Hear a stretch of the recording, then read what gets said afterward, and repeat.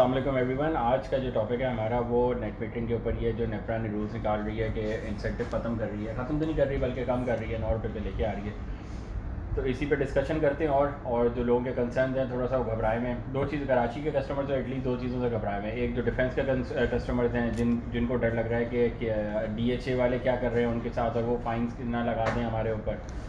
उस मसले को पहले सॉल्व कर लेते हैं सही है कि उसकी वजह से लोग क्यों घबरा रहे हैं। और सेकेंडली ये कि जो ऑन गेट सिस्टम लगवा रहे थे वो अब घबरा रहे हैं कि अब हमारे पास कोई ROI निकलेगी या बहुत लंबी हो गई है तो उस पर क्या इफ़ेक्ट आएगा लोगों के ऊपर। तो फात पहले ज़रा डिस्कस करें DHA क्या कह रहे हैं। अच्छा, DHA ने जो 2 हफ्ते पहले एक नोटिफिकेशन जारी किया, 2 हफ्ते पहले नहीं, महीना से ऊपर हो गया, 30 डेज़ प्लस हो गया इस बात को। DHA ने बात रिलीज़ करी थी कि किया ये था उन्होंने कि कंज्यूमर्स को नोटिफाई करना शुरू कर दिया था जिन्होंने सोलर स्ट्रक्चर्स लगवाए थे और एलिवेटेड स्ट्रक्चर्स से जिनके उनको नोटिफिकेशन जाना शुरू हो गया था DHA की तरफ से कि आपने जो स्ट्रक्चर्स लगवाए हैं वो रेगुलेटेड नहीं है, वो आपने हमसे परमिशन नहीं ली। जो आपने एलिवेशन जो करवाई है, जो एलिवेटेड स्ट्रक्चर लगवाया है MS का या GI का या SS का, ये स्ट्रक्चर्स अलाउड नहीं है। तो आप जो इसका डिज़ाइन है वो हमसे आके अप्रूव करवा लें, और अगर हमसे अप्रूव नहीं होता तो फिर आप इसकी पेनल्टी दे दें हमें, या फिर अगर आपने पेनल्टी भी नहीं देनी तो फिर आप इसको डिसमेंटल कर लें, स्ट्रक्चर को उतार लें।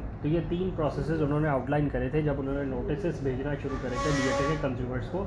ये जो सोलर का जो स्ट्रक्चर है ये हमने अलाउ नहीं करा, आपको परमिट नहीं करा, ये लगाने का आपने हमसे परमिशन नहीं ली, आपने हमसे डिज़ाइन अप्रूव नहीं करवाया। तो इस वजह से आप इसको हमसे या तो अप्रूव करवा लें या फिर इसको उतार लें। ठीक है। तो ये 3 सिनेरियोज उन्होंने पेश करे थे कंज्यूमर्स के लिए। ठीक है। उसकी वजह ये थी कि 2-3 महीने पहले एक सोलर स्ट्रक्चर जो था वो गलत किसी ने तरीके से इंस्टॉल किया था, और वो गलत इंस्टॉलेशन की वजह से जब हवा का ज़्यादा करंट चला था बारिशों के दौरान, तो वो स्ट्रक्चर कोलैप्स करके नीचे गिर गया था, घर से फ्रंट रोड पे गिर गया था। ठीक है। तो उसमें कोई जानी नुकसान नहीं हुआ था, बट उसी के पेश नज़र ये एक कदम लिया था, एक स्टेप लिया था DHA ने अपनी तरफ से कि क्योंकि सोलर स्ट्रक्चर जो लग रहे हैं वो सारे के सारे इक्वलेंट क्वालिटी के नहीं हैं, ज़्यादातर अच्छे होंगे, कुछ अगर ख़राब भी होंगे, तो they have no mechanism of knowing which one is which. किसी ने परमिशन नहीं ली थी DHA से, तो उन्होंने यही ऑप्शन दिया था कि या तो आप हमसे पहले प्रायर परमिशन ले लें, अगर प्रायर परमिशन नहीं लेनी और पहले आपने लगवा लिया हमसे पूछे बगैर, तो फिर इसकी या तो पेनल्टी पे करके इसको रेगुलराइज करवा लें, और अगर आपने वो भी नहीं करना तो फिर आप इसको डिसमेंटल कर लें, फिर आप L2 स्ट्रक्चर पे लगवा लें, जिसका मतलब है आप एलिवेटेड स्ट्रक्चर पे ना लगवाएं। L2 फ्रेम्स होते हैं, ग्राउंड माउंटेड वो होते हैं, टिल्ट पे ही होता है, टिल्टेड एंगल होता है आपका जो सोलर पैनल होता है उसका, बट नॉनदलेस एलिवेटेड नहीं होता, तो वो हवा से नहीं उड़ता, क्योंकि वो वैसे भी रावल बोल्ट होता है, पूरे टाइट बोल्ट्स होते हैं उसके। ठीक है। या फिर डिफरेंट मैकेनिज्म होता है, बैलेस्ट से भी लगता है, और उसके भी डिफरेंट मल्टीपल मैकेनिज्म्स होते हैं जिससे वो इंस्टॉल किया जा सकता है, but nonetheless that is much more safer. उसके उड़ने के चांसेस ऑलमोस्ट नेग्लिजिबल होते हैं गिवन दैट कि उसकी इंस्टॉलेशन प्रॉपर हुई है। ठीक है। एलिवेटेड स्ट्रक्चर में ये होता है कि अगर वो मिस इंस्टॉल किया गया है या उसकी कैलकुलेशन नहीं की गई, उसका स्ट्रक्चरल एनालिसिस बिफोर इंस्टॉलेशन नहीं किया गया, तो उसके चांसेस होते हैं कि वो कोलैप्स कर जाए या फिर वो ब्रेक कर जाए किसी भी अपने पॉइंट से। ठीक है। तो इन शॉर्ट बात ये हुई कि वो कह रहे हैं कि एलिवेटेड स्ट्रक्चर ना लगाएं, आप L2 पे लगा लें, और अगर एलिवेटेड स्ट्रक्चर आपने लगवाना है तो हमसे उसका जो डिज़ाइन है उसको अप्रूव करवा लें। ठीक है। उसमें उन्होंने एक लिस्ट जारी करी है जो अप्रूव्ड इंजीनियर्स हैं उनकी साइट के, जो उनके DHA के जो कम्युनिटी में जो DHA के ऑफिस में जो रजिस्टर्ड इंजीनियर्स हैं, आप उनके थ्रू डिज़ाइन को अप्रूव करवा के DHA में सबमिट कर सकते हैं along with the form. Necessary जो एप्लीकेशन फॉर्म है उसके साथ फ़ोटोज़ और जो भी छोटी मोटी चीज़ें हैं वो आप सबमिट करवा दें। ठीक है। और वो आपका जो डिज़ाइन है वो अप्रूव कर देगी DHA कराची के हद तक, और जब अप्रूव हो जाएगा तो फिर आप किसी भी अपने अप्रूव्ड वेंडर से सोलर सिस्टम लगवा सकते हैं। तो इसमें कोई हर्डल नहीं है, सिर्फ उन्होंने एक एडिशनल एक प्रोसेस ऐड किया है कि आपने जो अपना सोलर स्ट्रक्चर है वो DHA के अप्रूव्ड इंजीनियर से उस पर स्टैंप लगवानी है कि ये जी अप्रूव्ड डिज़ाइन है, इसका स्ट्रक्चरल लोड एनालिसिस हमने कर लिया है, there is nothing wrong with it, and you can proceed with your installation as you used to before this new regulation came into effect. ठीक है। अच्छा, इसमें एक और बात भी देखने की है कि अगर आप एक तरह से देखें तो ये DHA के कंज्यूमर्स को फ़ायदा ही है, क्योंकि बहुत से ऐसे इंस्टॉलर्स भी थे मार्केट में जो कि जिनकी प्रायर ज़ीरो एक्सपीरियंस भी था और जिनको इंस्टॉलेशन करनी भी नहीं आती, और जिससे कस्टमर को भी पता नहीं लगता कि जो सिस्टम लग रहा है, जो स्ट्रक्चर लग रहा है वो स्ट्रक्चरली वो स्टेबल भी है कि नहीं, कि वो ज़्यादा विंड करंट में अपने स्ट्रक्चर की जो स्ट्रेंथ है वो होल्ड करेगा भी अपनी कि नहीं। तो इसमें कस्टमर का ही बेनिफिट है कि एक एडिशनल एक प्रोसेस आया है, इससे कस्टमर को डरने की कोई बात नहीं है। अच्छा, इसमें हुआ ये है, इसमें वैसा ही है ना जैसे DHA के तो चले घर आर्किटेक्ट से भी डिज़ाइन अप्रूव हुए होंगे और उन्होंने DHA से अप्रूवल ली होगी अपने डिज़ाइन की, तो जो स्ट्रक्चर है वो तो किसी ने डिज़ाइन नहीं किया, अगर आप अपना घर ठेकेदार से बनवा रहे हैं या अपना घर आर्किटेक्ट से बनवा रहे हैं और डिज़ाइन करवा रहे हैं, तो वही फ़र्क है कि जो भी आप ऊपर स्ट्रक्चर, एलिवेटर स्ट्रक्चर बनवा रहे हैं तो उसका एटलीस्ट डिज़ाइन अप्रूव करवा लें, या किसी प्रॉपर इंजीनियर से वो अप्रूव करवा लें कि वो डिज़ाइन ठीक है, उसके बाद लगवा लें। अब वो नहीं हो रहा था प्रोसेस फॉलो, इसलिए DHA ने उस पर स्ट्रिक्टनेस दिखाई है कि एटलीस्ट इसको भी फॉलो करें। बिल्कुल, बहुत से लोग कॉर्नर्स कट शॉर्ट कर रहे थे, बहुत से लोगों के जो स्ट्रक्चर्स हैं वो इंजीनियरिंग डिपार्टमेंट से अप्रूव्ड हैं, बट बहुत से लोगों के नहीं थे, जिसकी वजह से DHA ने एक रूल निकाला है। अच्छा, अब उस रूल में एक और बात भी है। DHA ने जिस बात को एम्फेसाइज़ किया वो ये है कि जिन DHA के कंज्यूमर्स के जो आउटस्टैंडिंग ड्यूज़ हैं वो किसी भी मद के हों, DHA के पानी के हों या वाटर या सिक्योरिटी के हों या जिस भी मद के ड्यूज़ हों, आपने वो आउटस्टैंडिंग ड्यूज़ क्लियर करने हैं DHA के ऑफिस को, ठीक है। और उसी के बाद वो आपको NOC जारी करेंगे कि आप अपने छत पे सोलर सिस्टम लगवा सकते हैं। अब ये उन्होंने दो डिफरेंट बातों को मिक्स किया है। सोलर सिस्टम को उन्होंने पैक कर दिया है इस बात के साथ कि आप अपने ड्यूज़ जाके उनके पास क्लियर करें सारे, if there are any outstanding dues. तो ये एक थोड़ी सी अजीब सी बात है कि अगर आपसे ड्यूज़ नहीं कलेक्ट हो रहे हैं तो उनका मैकेनिज्म एक सेपरेट होना चाहिए, और सोलर सिस्टम का अप्रूवल या उसकी NOC जारी होना एक सेपरेट सिस्टम होना चाहिए। इन दोनों चीज़ों को पैक करना कस्टमर को थोड़ा सा फोर्स करने के मुतरादिफ है कि क्योंकि आपने सोलर सिस्टम लगवाना है एज अ कंज्यूमर, तो आपकी अब ये मजबूरी है, तो इसलिए आप अपने ड्यूज़ आके क्लियर करें। अगर नहीं क्लियर करेंगे तो हम सोलर सिस्टम लगने की जो स्ट्रक्चर की NOC है वो जारी नहीं करेंगे। तो ये थोड़ा अजीब सा मैकेनिज्म है। DHA ने अपनी साइड को इसमें सेव किया है, but on the other hand अब उन्होंने एक मैकेनिज्म डिराइव किया है। इसको आप चैलेंज भी कर सकते हैं, आप कोशिश कर सकते हैं कि कंप्लेन लॉन्च करें, बट नॉनदलेस उन्होंने अब एक इशू को रिजॉल्व करने का एक तहिया किया है। इस स्ट्रक्चर को रेगुलराइज करना है हमने अपने अप्रूव्ड इंजीनियर से। इसको स्ट्रक्चर जब तक अप्रूव होकर नहीं आएगा हम उसको लगने की इजाज़त नहीं देंगे।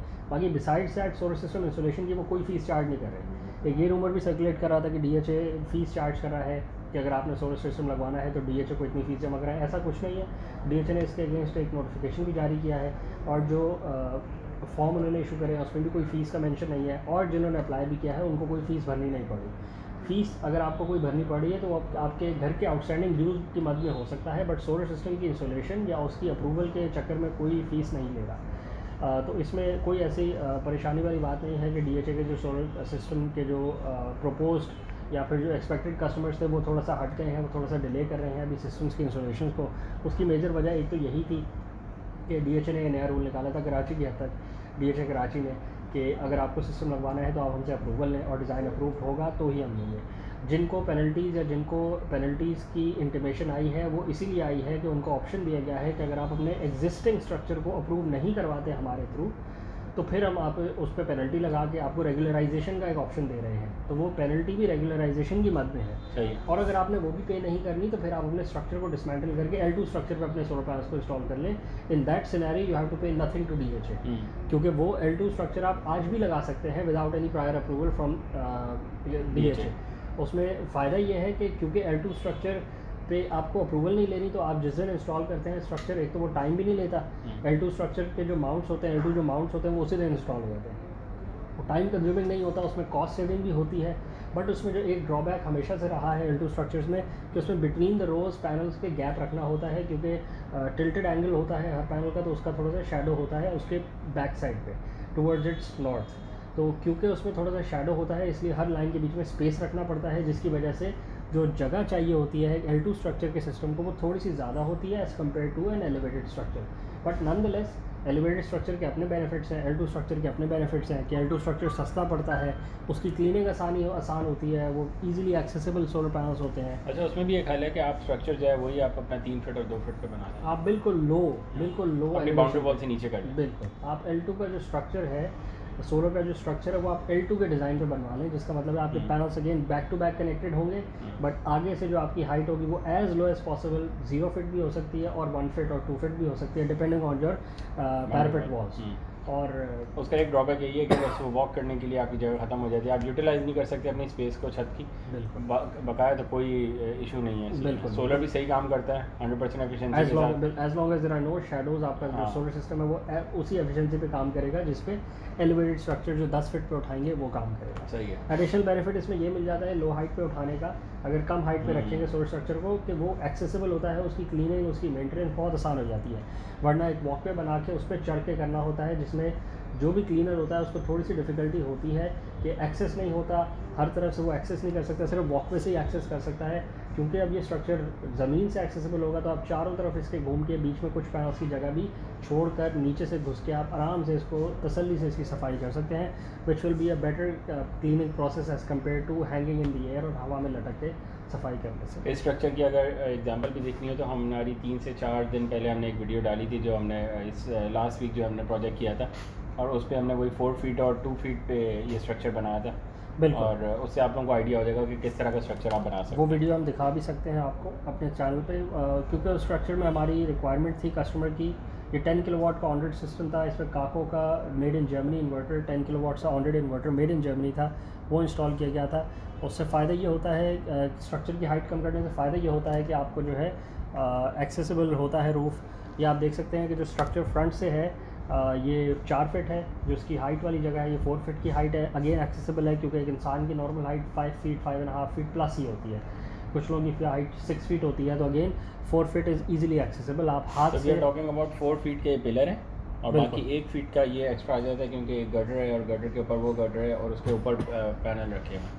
बिल्कुल। तो हम 4 फीट पिलर की बात कर रहे हैं, राइट? बिल्कुल, पिलर 4 फीट का है, उसके बाद आधे फीट की आप एक्स्ट्रा, आधे से 1 फीट की एक्स्ट्रा जगह छोड़ दें क्योंकि उसमें और कंपोनेंट्स हैं। उसके बाद आप देख सकते हैं जो ज़्यादा हाइट वाली जगह है अगर वही एक्सेसिबल है, तो जो डाउनवर्ड स्लोप वाली साइड है वो तो ऑब्वियसली फिर ज़्यादा एक्सेसिबल रहती ही है।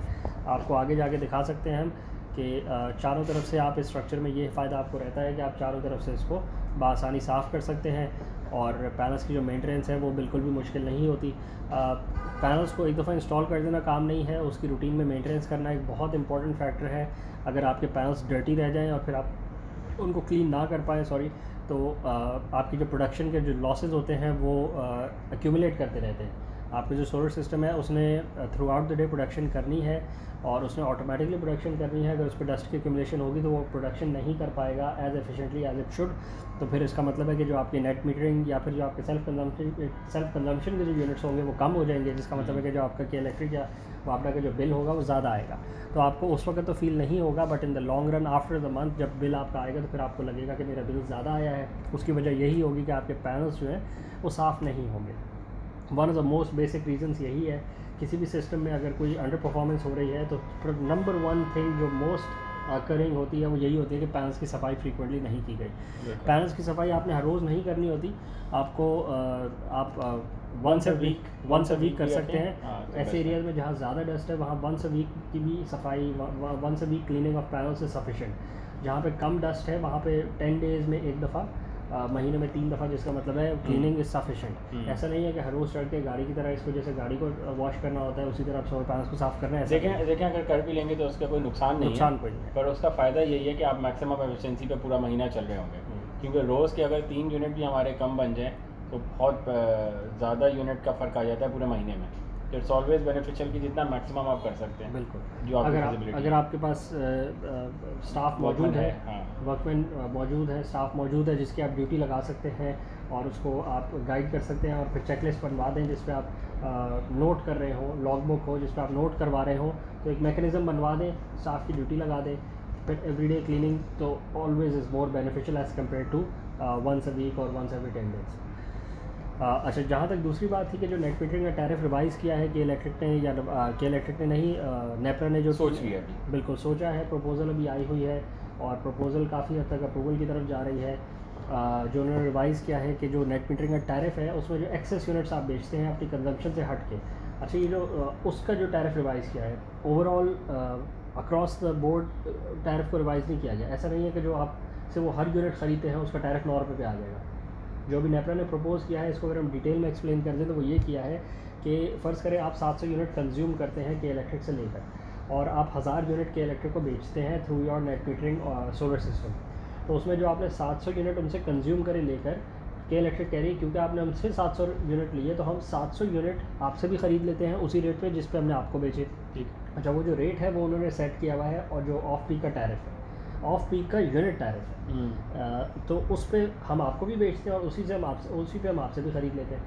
अच्छा, 700 यूनिट के बाद कंज्यूमर ने के इलेक्ट्रिक को 300 यूनिट और बेचे, इन दिस सिनेरियो 1000 यूनिट बेचे थे तो 700 खुद कंज्यूम कर ली, 700 के इलेक्ट्रिक को बेच दिया और ख़ुद भी कंज्यूम किए थे और 300 एक्स्ट्रा बेच दिए। तो जो 300 एक्स्ट्रा बेचे उसका के इलेक्ट्रिक नेपरा कह रही है कि उसका जो टैरिफ है हम उसको रिवाइज़ कर रहे हैं, उसको हम ऑफ पीक रेट पे आपसे नहीं खरीदेंगे, उसको हम 9 रुपये, 9.5 रुपये जो भी हो प्रपोज टैरिफ, अभी वो फाइनलाइज तो नहीं हुआ, बट जो भी प्रपोज किया हुआ 9 रुपये के आसपास है, हम उस पर ख़रीदेंगे आपसे। अच्छा, उससे दो बातें हैं। एक बात तो ये है कि पहली बात, नॉर्मल कंज्यूमर सोलर सिस्टम जो अपने घर पे लगवाता है वो अपनी कंजम्पशन को ऑफसेट करने के लिए लगवाता है, वो बहुत ज़्यादा एक्सेस प्रोडक्शन करने के लिए नहीं लगवाता है। जिसका मतलब है कि अगर एक कंज्यूमर 10 किलोवाट का सिस्टम लगवाता है जो 1400 यूनिट, 1200 से 1400 यूनिट इन मंथ प्रोड्यूस करता है, तो उसकी कंजम्पशन भी उसी के आसपास ही होती है, या तो उससे कहीं ज़्यादा होती है, या उसके आसपास होती है, या उससे थोड़ी सी कम होती है। ऐसा होता है कि 1000 यूनिट वाला कंज्यूमर 10 किलोवाट का ऑनरेट सिस्टम लगवा ले, लेकिन ऐसा नहीं देखा गया कि 1 किलोवाट जिस बंदे का 100 यूनिट का बिल घर पे आता हो वो 10 किलोवाट का सिस्टम लगवा ले जो 1400 यूनिट प्रोड्यूस करेगा। ऐसा कभी हमने नहीं देखा,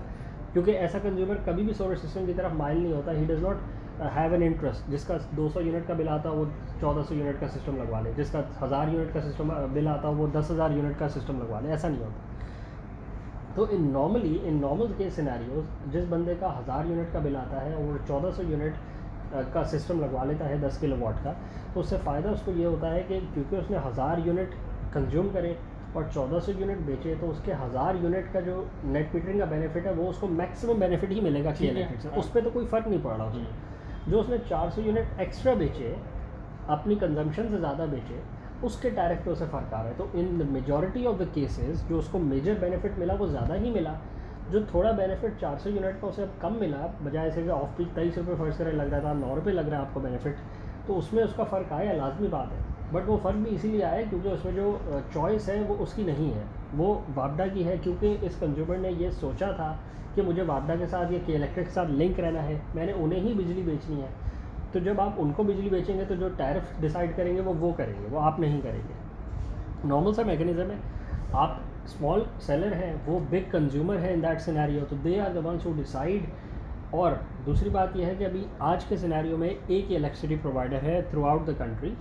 तो जब ये फ्रेंचाइज सिस्टम इसमें भी इंट्रोड्यूस होएगा, जब मोनोपली के इलेक्ट्रिक कराची के हद तक की इलेक्ट्रिक की मोनोपली ख़त्म होएगी और बाकी पूरे पाकिस्तान में वापडा की मोनोपली ख़त्म होएगी और इलेक्ट्रिसिटी सप्लाई कॉर्पोरेशंस आएंगी, सर्विस प्रोवाइडर्स आएंगे, तो फिर कंज्यूमर्स के पास ये ऑप्शन बढ़ेगा और कंज्यूमर्स को ये मौका मिलेगा कि वो अपने जो सर्विस प्रोवाइडर है, इलेक्ट्रिसिटी सर्विस प्रोवाइडर्स, उसमें स्विच कर सकते हैं। जो सस्ती दे रहा हो, ज़्यादा रिलायबिलिटी दे रहा हो, कोई और बेनिफिट्स आपको दे रहा हो अपने पैकेज में, ऑफ पीक यूनिट्स में आपको टैरिफ कम दे रहा हो, या ऑन पीक यूनिट्स में आपको टैरिफ कम दे रहा हो, या बोनस यूनिट्स दे रहा हो at the end of the month, या सब्सक्रिप्शन बेनिफिट्स दे रहा हो।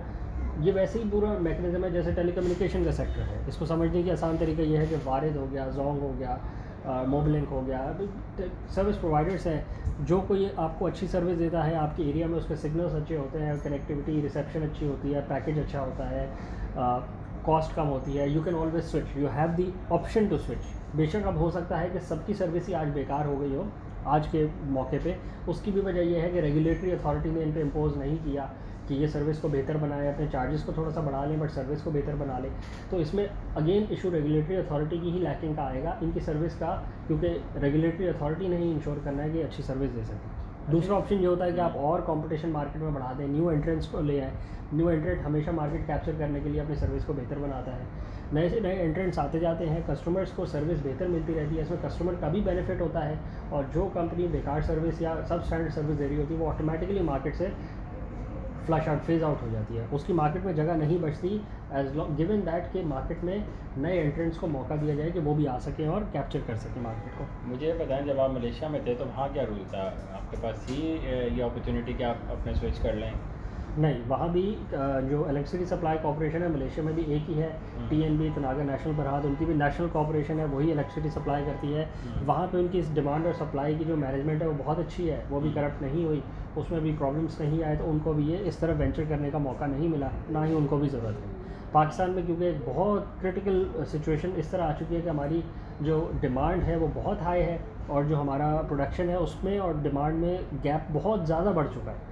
या तो हम टाइमली डिसीजंस लेने के साथ साथ प्रोडक्शन को भी मैनेज करते रहते ताकि हमारी जो सप्लाई है वो डिमांड के आसपास ही रहती, प्लस जो हमारे ऑब्सोल्यूट मैकेनिज़्म है ट्रांसमिशन, जनरेशन और डिस्ट्रीब्यूशन के, अगर हम उनको भी अपग्रेड करते रहते और थोड़े से advance mechanisms, decentralize mechanism use करते रहते, तो हमारे पास भी आज ये ऑप्शन होता कि हमारी नेशनल कॉर्पोरेशन भी कुछ कर सकती होती। बट क्योंकि the water has passed under the bridge, मतलब इट्स नाउ टू लेट, क्योंकि हमने इतना बेकार निज़ाम अपने सर पे हावी कर लिया है जिसका जो डेट जो सर्कुलर डेट क्रिएट होता रहता है हमारे सर पे, वो बहुत मोन्यूमेंटल नंबर्स में कैलकुलेट होता रहता है। वो आईपीपीज़ की पेमेंट्स की का सेक्टर हो, या फिर लाइन लॉसेस का सेक्टर हो, या फिर नॉन कलेक्शन का सेक्टर हो, या फिर अनरिलायबल जनरेशन का मतलब मसला हो, तो हमारे जो मसाइल हैं वो बहुत ज़्यादा हो चुके हैं। 2-4 छोटे मोटे मसाइल हों, सेक्टर वाइज मसाइल हों, एरिया वाइज मसाइल हों, तो वो सॉल्व हो सकते हैं।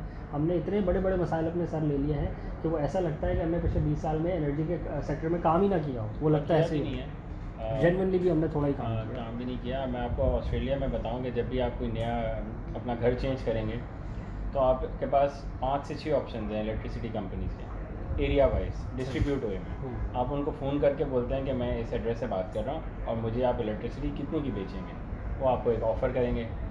आप फ़ोन रखेंगे, आप दूसरे को फ़ोन घुमाएंगे, उनको आप बताएंगे कि मुझे 5 सेंट की वो दे रहा है, आप बताओ कितने की दोगे, वो आपको 4.5 सेंट पे आ जाता है। आप फिर तीसरे को फ़ोन करते हैं, आप इस तरह 5 को फ़ोन करते हैं और जो आपको सबसे सस्ती देता है, और वो वाकई कंपटीशन है, बड़ा सीरियस कंपटीशन है। और फिर वो इस तरह करते हैं कि आप एक काम करें, गैस और पानी भी आप हमसे ले लें। जब तीनों चीज़ें आप एक ही बंदे से लेंगे तो वो आपको और डिस्काउंट कर देता है, और डिस्काउंट से आपको फ़ायदा है। तीसरी बात, गवर्नमेंट के जो मसले मसाइल हैं वो उसके अपने हैं। ये बहुत कंटिन्यूस काम करने के प्रोसेस है कि जिसमें आपने अपनी ट्रांसमिशन लाइंस को अपग्रेड करके रखना है। आपने देखना है कि मेरी पावर सप्लाई कितनी मुझे कंज्यूम होगी समर्स में और विंटर्स में कितनी होगी, और उससे पहले मुझे उसका सारा हिसाब किताब करना है। अगर गवर्नमेंट के पास टाइम नहीं है और ब्यूरोक्रेट्स के पास टाइम नहीं है करने का, तो तभी ये काम प्राइवेटाइजेशन के बाद सही से हो पाएगा ना। जैसे हमने देखा कि के इलेक्ट्रिक पहले बहुत ज़्यादा ख़राब थी, के इलेक्ट्रिक ने कुछ बेहतर किया। अब आप उससे डिसएग्री कर सकते हैं कि के इलेक्ट्रिक भी अकेली हावी हो गई, पर अगर हम सिर्फ गवर्नमेंट के ऊपर बैठे रहते तो जो हमारा पीटीए का निज़ाम है वही कितना पीछे था। पीटीसीएल को भी जब इन्होंने कुछ प्राइवेटाइज़ किया तो उसके बाद कुछ बेहतर हुई। तो प्राइवेट कंपनीज कुछ तो बेहतर करती ही हैं क्योंकि उसमें कंपटीशन आ जाता है।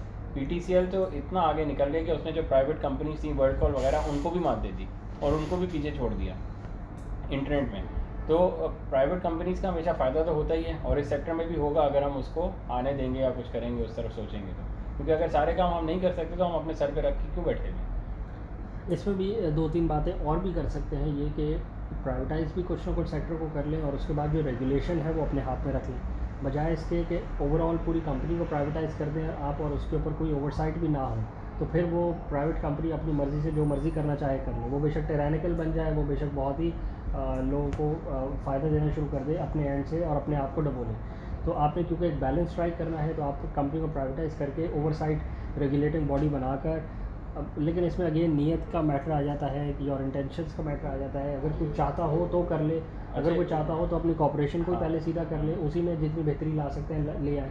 और जब वहाँ पे आप ग्लास सीलिंग को हिट कर लें कि हमारी कॉपरेशन अब इससे ज़्यादा ठीक नहीं हो सकती, तो फिर आप कुछ सेक्टर्स को प्राइवेटाइज़ करके उसके ऊपर अपनी रेगुलेटिंग बॉडी, ओवरसाइट बॉडी को लगा दें कि अब वो नेक नियति से ओवरसाइट ही अच्छे तरीके से कर लें।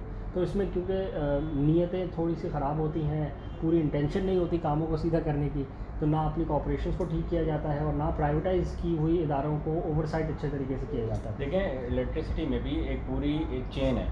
सबसे पहले तो आपने डिमांड एंड सप्लाई को निकालना है कि आपके पास मेथड क्या है, कि आप सही मेथड से निकाल भी रहे हैं कि नहीं निकाल रहे।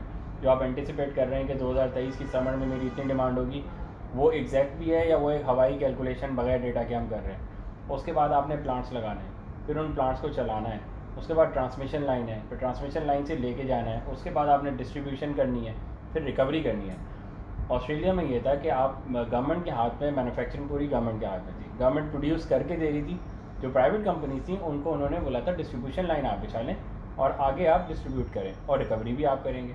तो आप काम डिवाइड भी कर सकते हैं, ज़रूरी नहीं है कि आपने सारी चीज़ें अपने पास रखी हैं या सारी उसको दे देनी है। आप जो एज अ गवर्नमेंट जो कर सकती है या जिसमें उसको सेफ लगता है वो कर ले, और बाकी आगे प्राइवेटाइज़ कर ले। डिस्ट्रीब्यूशन लाइन अलग किसी कंपनी को दे दे, रिकवरी अलग किसी कंपनी को दे दे, जो लोगों को सेल कर रहे हो वो अलग उसके डिस्ट्रीब्यूटर्स बना दें और मैन्युफैक्चरर्स अलग कर दें। उसमें भी कोई मसला नहीं। ज़रूरी थोड़ी आपने इतने बड़े बड़े जाइंट्स बनाने कि फिर वो आपसे संभले ही ना और वही आपके गले आ जाएं कि यार हमारे पास इतना सर्कुलर डेट हो गया, हमें सारे पैसे दो। जिस कंपनी का लॉस हो रहा है उसको उसी वक्त पकड़ लें कि भाई डिस्ट्रीब्यूशन में क्यों लॉस आ रहा है, आपके पास पैसे क्यों नहीं जमा हो रहे, रिकवरी क्यों नहीं कर पा रहे, तो वहीं रुक जाएगी बात। सही। तो गवर्नमेंट स्टेट अगर चाहे अपने इदारों को ठीक करना, जनरेशन के निज़ाम को ठीक करना, डिस्ट्रीब्यूशन के निज़ाम को ठीक करना और फिर कलेक्शन के निज़ाम को ठीक करना, तो उसके मल्टीपल मॉडल्स हैं दुनिया में। अच्छे मॉडल्स को अपना सकते हैं आप। उसमें अच्छा मॉडल यही होता है कि अपने आप को ज़्यादा से ज़्यादा ऑपरेशन से दूर रखा जाए। गवर्नमेंट का काम है ओवरसाइट करना, रेगुलेट करना, नई पॉलिसीज़ बनाना और ये इंश्योर करना कि उन पॉलिसीज़ की इम्प्लीमेंटेशन हो रही है कि नहीं हो रही, और अगर उन पॉलिसीज़ में थोड़ी सी भी कोई लैकिंग है तो उन पॉलिसीज़ को मॉडिफाई करके मोस्ट ऑप्टिमाइज्ड, मोस्ट जो सबसे ज़्यादा बेहतर पॉलिसी है वो बना ली जाए। तो अच्छा, ये वैसे ही है जैसे हम कहते हैं ना कि वैसे ही है जैसे अभी हम कहते हैं कि यार जो पावर्स है ना वो ऊपर से नीचे तक आनी चाहिए। सिर्फ प्राइम मिनिस्टर के पास पावर नहीं रहनी चाहिए, बिल्कुल यूनियन काउंसिल तक पावर आ जानी चाहिए। तो अगर यूनियन काउंसिल तक पावर आ जाए तो फिर कोई एक बंदा होता नहीं है ना कि मैं जाके अब सीएम से काम करवा लूँगा या पीएम से काम करवा लूँगा, चाहे मेरा रिश्तेदार है वो, क्योंकि पावर तो इस बंदे के पास है जो सबसे नीचे है। अगर आप इतना ज़्यादा तोड़ देते हैं ना उस प्रोसेस को चेन में, तो करप्शन के चांसेस भी कम हो जाते हैं। फिर किसी एक बंदा अगर कोई पैसे नहीं दे रहा तो वो किसको बोलेगा जाके? तो एक बंदा है ना जिसने रिकवरी करनी है, जो पीछे पूरा प्रोसेस है वो सबको नहीं कहानी सुना सकता। तो उससे और बहुत चीज़ों में भी फ़ायदा हो सकता है। ये वो डिसेंट्रलाइजेशन वाली बात है कि Decentralization आप पॉलिटिकल पावर को भी डिसेंट्रलाइज करें और पास डाउन करें, और आप इलेक्ट्रिसिटी प्रोडक्शन को भी डिसेंट्रलाइज करें और पास डाउन करें, बजाय इसके बहुत सारे प्लांट्स लगे हो ना अलग अलग लोगों 100 मेगावाट का एक प्लांट लगाएं, आप 1 मेगावाट के 100 प्लांट लगवा दें। और आपने खुद नहीं लगाने, वो आपने पॉलिसीज़ के थ्रू लोगों को इनकरेज करना है कि उनको ऑटोमेटिकली इंसेंटिवाइज हो जाए कि वो प्रोड्यूस करें। पाकिस्तान में भी आप देखें, इंसेंटिवाइज करना दूर की बात, कैप्टिव पावर प्लांट्स पे ही पाबंदी लग जाती है बहुत से सिनेरियोज में, क्योंकि जो उनकी जो फ्यूल सोर्स होती है वो अगेन स्टेट से लिंक्ड होती है। जिन कैप्टिव पावर प्लांट्स की फ्यूल सोर्स गैस होती है, एलएनजी, एलपीजी होती है, ड्यूरिंग समर्स या ड्यूरिंग विंटर्स जब एनर्जी क्राइसिस आ जाता है, जब गैस की शॉर्टेज हो जाती है नेचुरल गैस की, तो गवर्नमेंट स्टेट की पॉलिसी ये होती है कि हम कैप्टिव पावर प्लांट्स को सप्लाई रोक देंगे, क्योंकि वो कुछ इंडिविजुअल्स हैं, वो 100-200 लोग हैं, हम अभी जनरल पब्लिक को देंगे एनर्जी, जनरल पब्लिक को नेचुरल गैस की सप्लाई करेंगे ताकि वो घर के हीटर्स चला लें और अपने चूल्हे चला लें। तो ठीक है, पॉलिटिकली ये बहुत अच्छी बात है और इससे लोगों का, मैसेज का बेनिफिट होता है, बट नॉनदलेस एक इंस्टेबिलिटी की सिचुएशन क्रिएट होती है।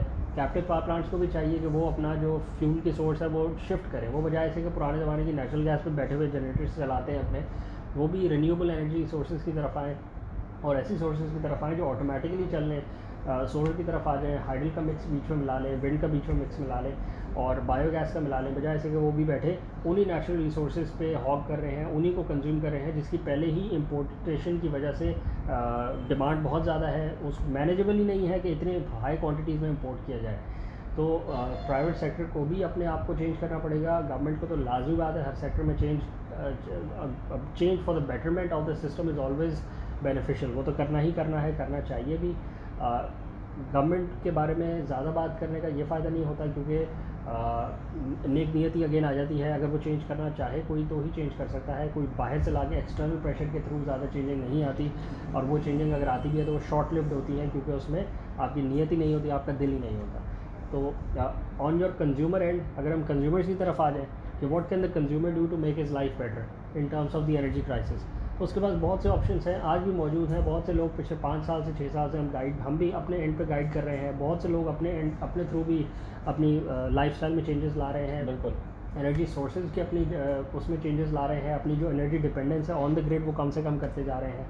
इसमें एक और बात भी हम करते चलें कि जो सोलर सिस्टम्स हैं इसमें 2-3 पहलू हैं। एक तो सोलर सिस्टम होता है वो वाला जिसमें आप प्योरली इंडिपेंडेंट होते हैं फ्रॉम द ग्रिड, तो उसमें आप एनर्जी इंडिपेंडेंस क्रिएट कर रहे होते हैं, not dependence on the grid. वो होता है ऑफ ग्रिड सिस्टम, जिसमें आप बैटरी बेस्ड सिस्टम लगवाते हैं। अभी हम ये डिस्कशन नहीं कर रहे कि हमारे पास कितने सालों वाली बैटरी अवेलेबल है, हम ये बात नहीं कर रहे कि हमारे पास 100 साल बैटरी अवेलेबल है जिसकी लाइफ 100 साल हो, ये तो डिस्कशन ही नहीं है ना हमारी डिस्कशन ये है कि एक सिस्टम है जो आपको एनर्जी प्रोड्यूस करके देता है and it allows you to become energy independent. उसकी जो ROI है हम उस पर बात कर सकते हैं, उसमें ये बात इन्वॉल्व की जाएगी कि उस प्रोडक्ट की लाइफ कितनी है और उसकी कॉस्ट कितनी है। तो अगर एक बैटरी है, फ़र्ज़ करें उसकी लाइफ 3 दिन है, तो उसकी कॉस्ट भी उतनी ही कम होगी ना। अगर एक बैटरी की लाइफ है 2 साल तो उसकी कॉस्ट उतनी ही होगी, इक्विवेलेंट कॉस्ट होगी। और फिर एक बैटरी आएगी जिसकी कॉस्ट ज़्यादा होगी, वो 5 साल की लाइफ होगी, और 10 साल और 15 साल और 20 साल और 25 साल और 30 साल और जितनी भी हमारे पास अभी टेक्नोलॉजिकल लिमिट है, हम उतनी बैटरी अभी अवेलेबल है मार्केट में। तो that is out of the discussion कि आप बजाय इसके कि इस बात पर डिस्कशन करें कि हमारे पास ऑप्शंस क्या हैं, आप इस बात पर डिस्कस करके बैठ जाएं कि क्योंकि बैटरी अभी 50 साल वाली अवेलेबल नहीं है इसलिए batteries are out of the question. ऐसा नहीं है, ये लिमिटेशन ऑफ द माइंड है। ये तो आपकी अपनी वो है, बिल्कुल आपकी अपनी प्रेफरेंस है कि you do not want to discuss all of your options, then again where do you have to go to the grid, वो ग्रिड पर डिपेंड करते ना, ग्रिड दिन में 4 दफ़ा लोड शेडिंग करे तो फिर आपकी बैटरीज किधर गई और फिर आपकी डिपेंडेंस किधर गई। तो हर चीज़ की एक कॉस्ट है, ये अपॉर्चुनिटी है कि you can go off the grid, उसकी एक कॉस्ट है, you have to calculate that cost. System की जो लाइफ है वो 25 ईयर्स है, बैटरी की जो लाइफ है वो डिपेंड करती है आपकी चॉइस के ऊपर। सस्ती बैटरी लें कम लाइफ होगी, ज़्यादा अच्छी बैटरी लें उसकी उतनी ज़्यादा लाइफ होगी। जब उसकी लाइफ ख़त्म हो जाएगी तो आपको कॉस्ट दोबारा डाल के उस बैटरी को रिप्लेस करना पड़ेगा। 5 साल बाद नई टेक्नोलॉजी की बैटरी आ जाएगी, उसकी लाइफ इससे ज़्यादा होगी, जो आज की करंट टेक्नोलॉजिकली जो एडवांस बैटरी है उससे ज़्यादा होगी। तो but it allows you to go off the grid, it gives you peace of mind and makes you self sufficient, self independent in terms of energy. इसमें आपको फ़ायदा ये है कि क्योंकि आप टोटली ऑफ द ग्रिड चले गए तो उसमें ना आपको इलेक्ट्रिसिटी का पर यूनिट जनरेशन के टैरिफ आपको लग के आएगा, ना आपको उसके साथ जो एसोसिएटेड टैक्सेस हैं वो लग के आएंगे। क्योंकि जो अभी का जो मैकेनिज्म है वो यही है कि जो इलेक्ट्रिसिटी का कंज्यूमर है उसी को टैक्स कर सकते हैं ना, के इलेक्ट्रिक के थ्रू ही टैक्सेस की कलेक्शन हो रही है, क्योंकि वो एक सर्विस को अवेल कर रही है, उसी सर्विस की बेस पे आपसे टैक्सेस लिए जा रहे हैं। तो if you go completely off the grid then you do not have to pay those taxes, क्योंकि you are no more a consumer of के इलेक्ट्रिक और वाटर। सेकेंड सिस्टम जो इससे कम इंडिपेंडेंस वाला होता है, जिसको हम सेकेंड ईयर पे लगा सकते हैं, वो हो सकता है hybrid system. In terms of self sufficiency, in terms of independence, we are not talking about the steadiness of the system, we are not talking about cost of the, we are just talking about कि energy independence में सबसे top पे of grid system आता है, जिसमें आप truly energy independent हो सकते हैं। हाइब्रिड सिस्टम में आपके पास बैटरी बैंक भी होता है, but again you have the option and you do integrate that option that you have to sell some of your extra units to the grid. उसकी फंक्शनिंग ही ऐसे होती है। पर अगेन वो पहले तो आपकी बैटरी चार्ज करता है, बिल्कुल, उसके बाद वो सेल कर रहा होता है। बिल्कुल। अब या तो आपका बैटरी बैंक ही इतना बड़ा है कि वो खुद ही पूरा दिन चार्ज कर ले और बेचे ही ना, तो दैट्स वेरी गुड। बिल्कुल। पर अगर नहीं है तो फिर वो बेचेगा। एज लॉन्ग एज कि आप ग्रिड को सेल करेंगे, हम उसको हाइब्रिड की कैटेगरी में ले लेते हैं। आप ये भी कर सकते हैं कि आप हाइब्रिड सिस्टम लगवा लें, हाइब्रिड इन्वर्टर हो, उसमें ये ऑप्शन हो कि वो ग्रिड को सेल कर सके, बट आप इतने मैसिव बैटरी बैंक्स लगवा लें कि आपको सेल करने का ऑप्शन ही ना फील हो, तो फिर अगेन हम उसको ऑफ ग्रिड सिस्टम कहेंगे, बेशक उसमें कैपेसिटी होगी। तो as a hybrid system user you sell some of your units to the grid, जिसका मतलब है कि आपने ग्रिड को बेचा, जिसका मतलब है आपने ग्रिड को यूज़ किया। तो जब ग्रिड को यूज़ किया तो फिर ग्रिड को आपने कुछ बेनिफिट दिया और कुछ डिसएडवांटेज दिया। बेनिफिट आपने ये दिया कि आपने भी इलेक्ट्रिसिटी प्रोड्यूस करके बेच दी। डिसएडवांटेज आपने ये दिया कि आपने उस टाइम पे यूनिट सेल जनरेट करके सेल कर दिए जिस वक्त हो सकता है ग्रिड को ना चाहिए, ये हो सकता। तो इसमें आपको फ़ायदा हो गया कि आपने यूनिट सेल कर दिए के इलेक्ट्रिक को या वापडा को, और ग्रिड को भी फ़ायदा ये हो गया कि उसको भी कुछ यूनिट्स मिल गए, उसने किसी नेबरिंग सप्लाई, नेबरिंग हाउस को, नेबरिंग कंज्यूमर को सेल कर दिए होंगे। और डिसएडवांटेज ग्रिड को ये हुआ कि हो सकता है उसको उस वक्त ना चाहिए, उसके पास सेल्फ जनरेशन ही इतनी हो। और आपको डिसएडवांटेज ये हो सकता है कि ग्रिड के वोल्टेज बहुत सारे लोगों की जनरेशन की वजह से बहुत हाई हो गए हैं और आपका जो इन्वर्टर है वो उसको हैंडल ना कर पा रहा। पाकिस्तान में भी ये सिनेरियो देखने को नहीं मिला, जहाँ पाकिस्तान में जो ग्रिड के वोल्टेज हैं वो बहुत ज़्यादा हाई हो गए हों और कंज्यूमर्स के एंड पे जो जनरेशन है वो ना हो पा रही हो फॉर नेट मीटरिंग, क्योंकि पाकिस्तान में अभी इतनी अबंडेंस नहीं हुई, ग्रिड में इतनी जनरेशन नहीं हो रही ऑन ग्रिड सिस्टम्स की कि जिसकी वजह से ग्रिड के वोल्टेज हाई हो रहे हों।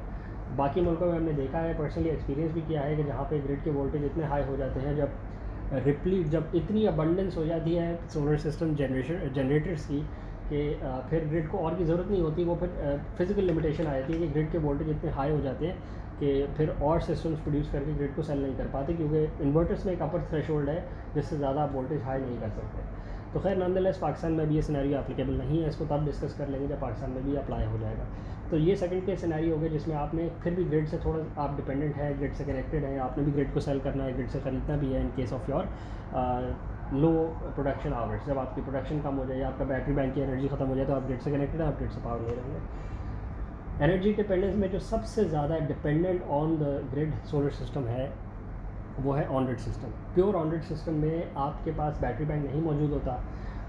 To be able to function इस सिस्टम को के इलेक्ट्रिक या वापडा की मौजूदगी चाहिए होती है। सबसे पहली बात ये है कि ये सिस्टम ऑन ही नहीं हो सकता जब तक इसमें के इलेक्ट्रिक या वापडा का सिग्नल मौजूद नहीं होगा। इससे ज़्यादा डिपेंडेंसी क्या हो सकती है? इससे ज़्यादा डिपेंडेंस क्या हो सकती है? तो इस सिस्टम ने ऑन ही तब होना है जब वापडा या के इलेक्ट्रिक मौजूद होगी, जिसका मतलब है कि जब भी लोड शेडिंग हो रही होती है तो ये सिस्टम ऑटोमेटिकली टर्न ऑफ कर जाता है। दूसरी बात यह है कि ये सिस्टम पहले इलेक्ट्रिसिटी प्रोड्यूस करके आपको देता है as a home owner, second priority पे ये कि इलेक्ट्रिक या वापडा को सेल करता है।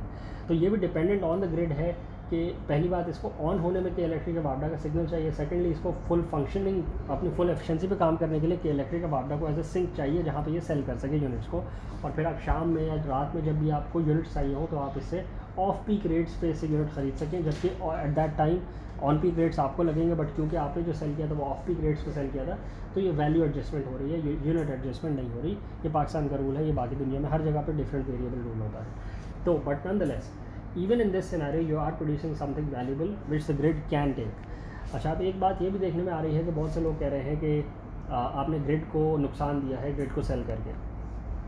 उसकी एक बड़ी क्लियर सी रीजनिंग है कि इस आर्ग्यूमेंट में कुछ फ्लॉज हैं और कुछ इसके मेरिट्स हैं। जब आप घर पे जनरेट कर रहे हैं सोलर एनर्जी को, देखिए आपने पूरे एक प्रोसेस के थ्रू उस लाइसेंस को एक्वायर किया है। आपने जब सोलर सिस्टम आप लगवाते हैं, एक ऑनरेट सिस्टम, तो फ़र्ज़ करें आज हम एक ऑनरेट सिस्टम आपके रूफटॉप पे इंस्टॉल कर लेते हैं और कंप्लाइंस सारी चीज़ों की हो जाती है, तो नेट मीटरिंग का एक प्रोसेस है। उस प्रोसेस के थ्रू गुजर के आपको नेट मीटरिंग का लाइसेंस दिया जाता है by your service provider which is के इलेक्ट्रिक और वाडा इन दिस सिनेरियो। उसका एक पूरा टाइमलाइन है, 3 महीने तक वो उसकी वेरिफिकेशन करते हैं। आप सारी डेटा शीट सबमिट कराते हैं, पूरी फाइल सबमिट होती है उनके पास, कौन सा इन्वर्टर लगा हुआ है, कौन से पैनल लगे हुए हैं, बिल्कुल सारी की सारी स्पेसिफिकेशन शीट उनके पास जाती है। वो उसको वेट करते हैं, चेक करते हैं कि वो स्टैंडर्ड्स को मीट करती है, वो स्टैंडर्ड इक्विपमेंट है कि नहीं, इंटरनेशनल स्टैंडर्ड्स को मीट करती है कि नहीं, सारे कंप्लायंस का पूरा मेथडोलॉजी है। उसके बाद बिल्कुल सर्वे इंस्पेक्टर आता है, साइट को एक्चुअली फिजिकली इंस्पेक्ट करता है, अपनी चेकलिस्ट पर टिक टिक लगा के जाता है, जो जो प्रॉब्लम्स उसको दिखती हैं वो उनको आइडेंटिफाई करता है और बोलता है कि आप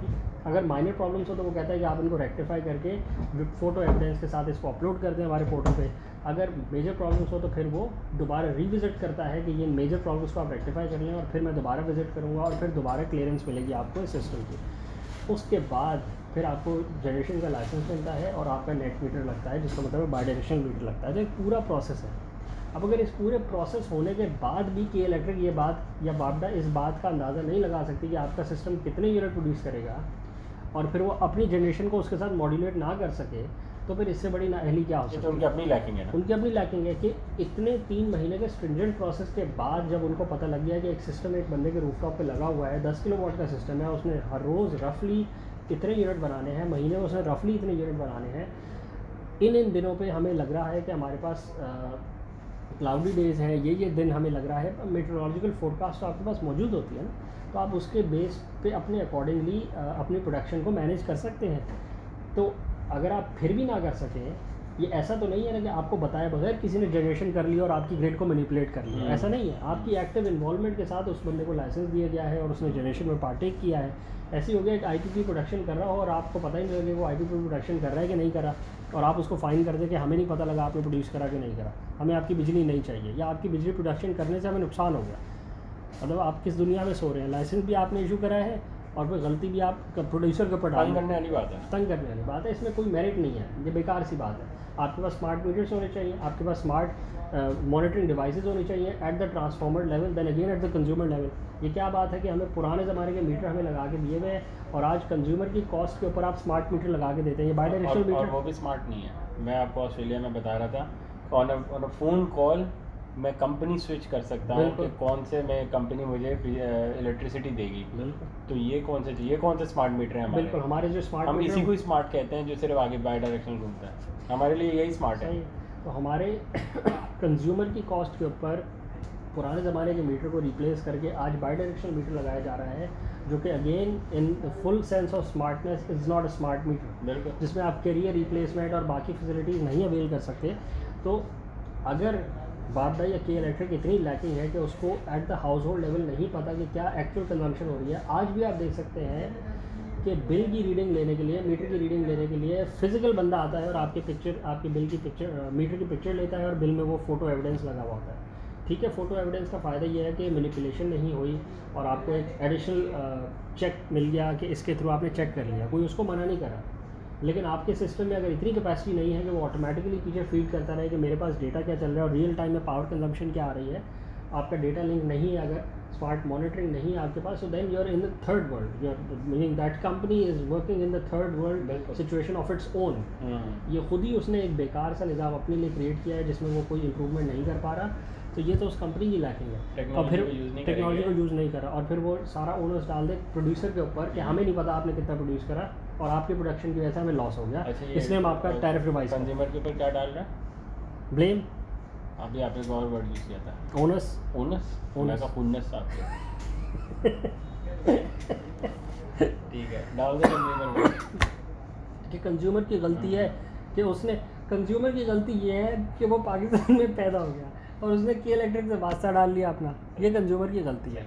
कंज्यूमर को चाहिए ये कि वो के इलेक्ट्रिक से अपनी जान छुड़ा ले, ऑफ ग्रिड सिस्टम लगवा ले और इतना बैटरी बैंक लगवा ले जिससे जान छुट जाए। कितने कस्टमर्स हैं जिनको आपने करके दिए और वो आराम से रह रहे हैं। बिल्कुल आप रह सकते हैं, फोर्सफुली रह रहे हैं। असल में हमारे कहने से नहीं समझ आ रही, पर वो फोर्सफुली रह रहे हैं क्योंकि उनके दूसरे मसाइल हैं, तो वो उनको फोर्स करता है कि वो ऑफ ग्रिड जाएँ, वो ऑफ ग्रिड रह रहे हैं आराम से, दे रहे जो इशू नहीं, और एसीज भी चला रहे हैं। ऐसा नहीं है कि वो बड़े हल्के स्टैंडर्ड में रह रहे हैं, ठीक ठाक स्टैंडर्ड में रह रहे हैं। एसी की तो आजकल जो इन्वर्टर एसी आपके पास आ गए हैं वो बिल्कुल आपकी ऑल टुगेदर एसीज की जो एनर्जी रिक्वायरमेंट थी उसमें ऑल टुगेदर गेम चेंज हो गया है ना, कि एक हाई टॉर्क बेकार सी डिवाइस होती थी एयर कंडीशनर जो जब ऑन होता था तो घर की सारी लाइट्स फ्लिकर करती थी कि ये सर्ज डिवाइस ऑन हो गया। तो अब एसीज ऐसे हैं कि जो नॉन सर्ज डिवाइसेज हैं, इन्वर्टर एसीज हैं, एज स्मार्ट एज पॉसिबल आप ले सकते हैं।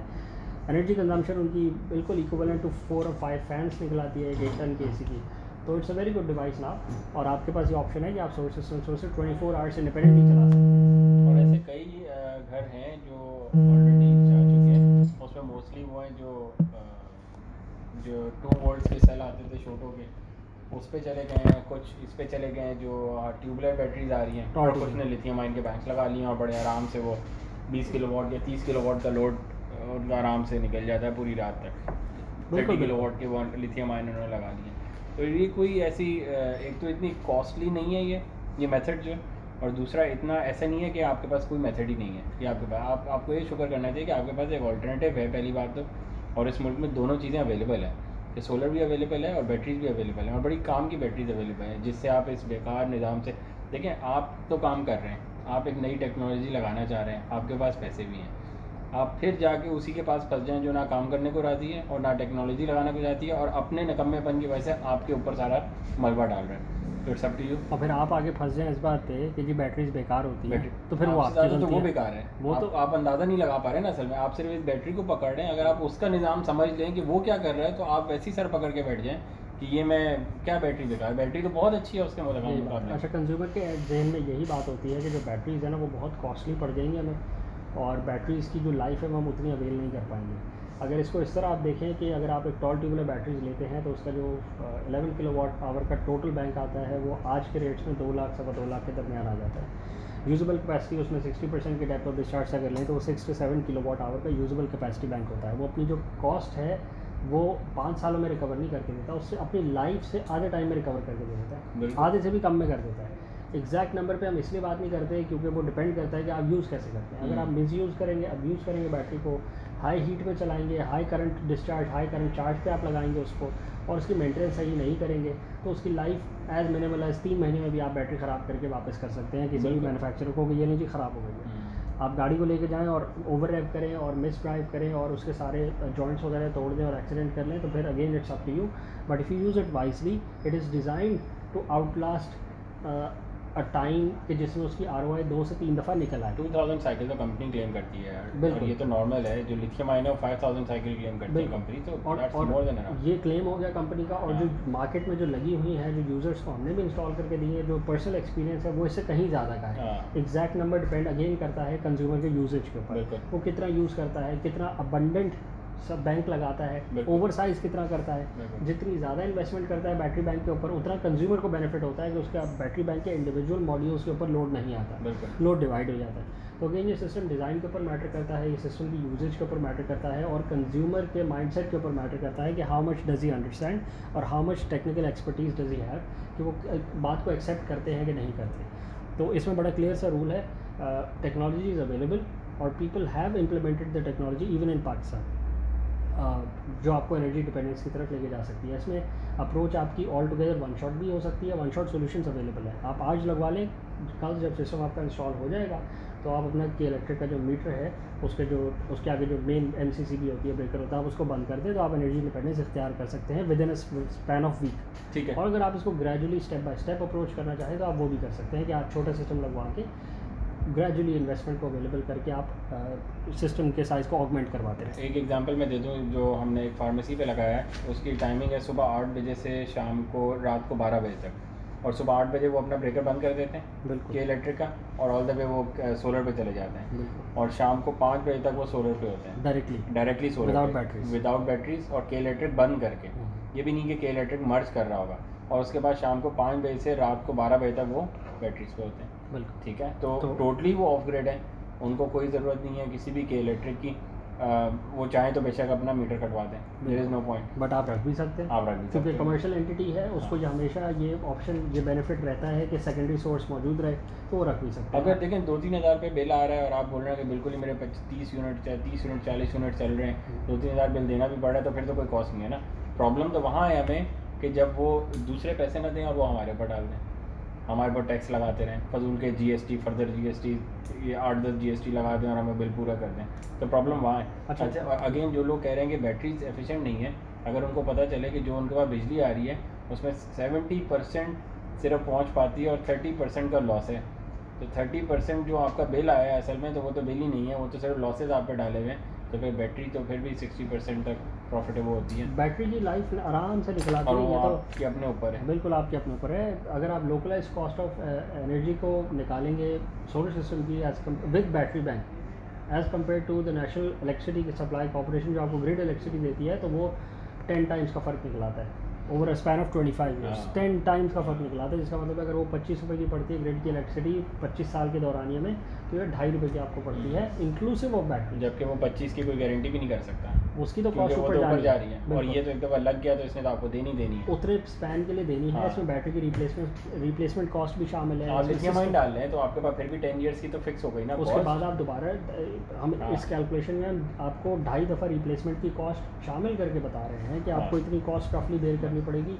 जो 10 साल बाद आप बैटरी लेंगे उसकी कॉस्ट में थोड़ी सी वेरिएशन आएगी, लाजमी बात है, बट जो 10 साल बाद बैटरी अवेलेबल होगी उसकी लाइफ भी आज से ज़्यादा होगी, क्योंकि टेक्नोलॉजिकल एडवांसमेंट हो रही है, इस फील्ड बिल्कुल। में डेवलपमेंट हो रही है। इसमें ग्रिड अब की आप- सप्लाई में आप- पाकिस्तान तो कोई इंप्रूवमेंट नहीं कर रहा, अब वही ना, पाकिस्तान तो अपने हाँ। लाइन लॉसेस को कम नहीं करने को राजी ना, हाँ, बट हाँ। बैटरी की टेक्नोलॉजी तो चाइना में या यूएसए में हाँ। इंप्रूवमेंट आ रही है, they are willing to improve, और आप विलिंग टू इन्वेस्ट, इम्पोर्ट तो करेंगे तब- और आप उसको हाँ। यूज़ करेंगे। तो आपको तो तभी फ़ायदा होगा ना, बजाय इसके कि आप उनको देखते रहें बिल्कुल। कि तुम कर नहीं रहे, उसका कोई फ़ायदा भी नहीं है उनको कहने का। आप देख सकते हैं कि ये एक इलेक्ट्रिक कार का हमने रिव्यू किया था, MG ZS EV ये कार का मॉडल है, 44 किलोवाट आवर का इसका इलेक्ट्रिसिटी का पावर बैंक है। ये दिखाने का ये मकसद है कि ये टेक्नोलॉजिकली एडवांस प्रोड्यूस गाड़ी है, जो स्टैंडर्डाइज्ड गाड़ी है, through out the world available है। यूरोप में इसकी बहुत ज़्यादा अवेलेबिलिटी है, क्योंकि one of the cheapest electric vehicles available in United kingdom ये है। इलेक्ट्रिक कार्स में one of the cheapest available cars है ये। तो ये मॉडल यूरोप में तो बहुत वाइडली अवेलेबल है, ऑस्ट्रेलिया में भी अवेलेबल है, यूएस में टेस्ला की तरफ ज़्यादा लोगों का रुझान रहा है पिछले डेकेड में, बट अभी वो भी शिफ्ट कर रहे हैं दूसरे मैन्युफैक्चरर्स की तरफ। But known the less for the Pakistani market, because the car is available, because the car was available, इसके अराउंड 40 यूनिट्स आए थे, वो आते के साथ ही लोगों में एक्सेप्टेबिलिटी नहीं आई थी। अब ये पाकिस्तानी माइंडसेट का इशू है कि जब गाड़ी नई आई थी तो लोगों ने कहा कि ये बिकेगी नहीं, ये फेल हो जाएगी।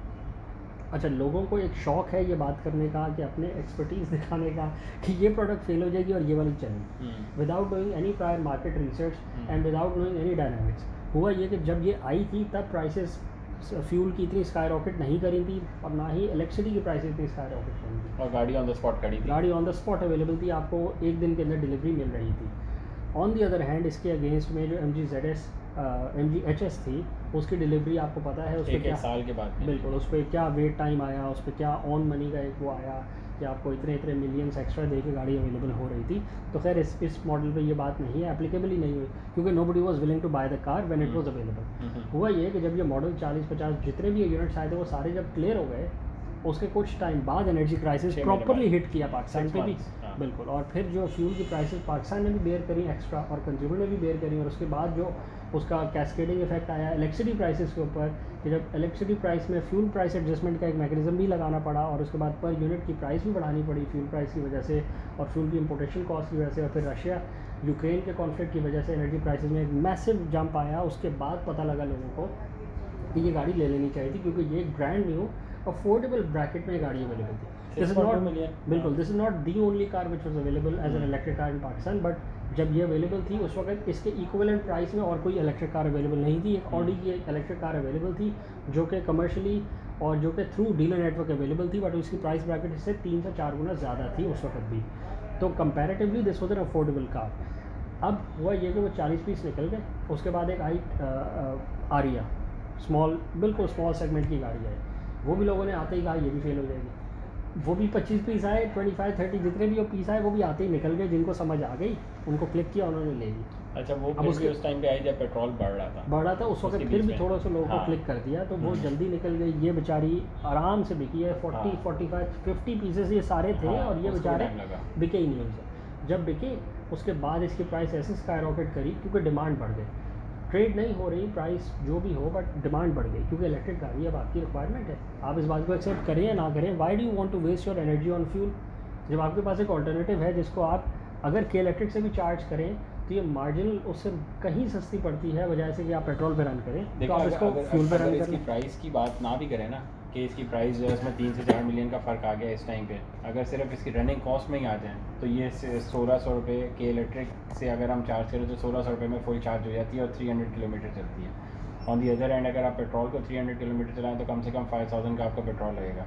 आपकी गाड़ी में 10,000 रुपये का टैंक फुल हो रहा है और वो 500 चलती है, ऐसे ही है। और 40 लीटर्स का उसका टैंक है, तो रफली इतना फ़र्क है कि हाफ से भी हाफ। और ये अगर किलोमीटर लगा लें तो कुछ 2 रुपये 3 रुपये भी नहीं पड़ता पर किलोमीटर जो आपको पड़ रही है इलेक्ट्रिक कंपैरेटिवली तो सस्ती है, कोई कैलकुलेशन में नहीं कोई आई। कैलकुलेशन नहीं है। सेकेंडली अगर इस 1600 को भी हम सोलर से चार्ज कर लें तो वो भी ज़ीरो है। मतलब पूरी इस टाइम पे दुनिया में आया हुआ क्या है, एनर्जी क्राइसिस, उसकी वजह से पेट्रोल और LNG महंगी हो रही है।